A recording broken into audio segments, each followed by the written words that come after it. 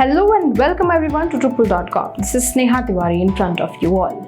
BIBA opens its first flagship store in Raipur. BIBA, which is one of the most loved Indian fashion brands in India, is delighted to announce the launch of its first flagship store in Raipur. The strategic expansion showcased BIBA committing to meeting the growing demand for fashionable ethnic wear and bringing its extensive collection close to the people of Raipur. The inauguration of the flagship store was done by Kuldeep Singh Juneja, member of Legislative Assembly, Raipur North, Vidhan Sabha, Chhattisgarh.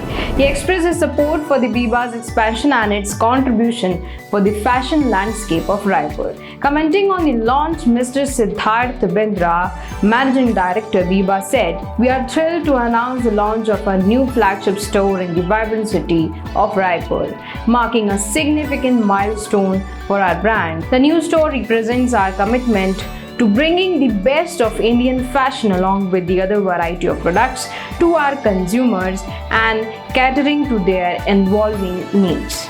Thank you for watching Triple.com. Stay tuned with us.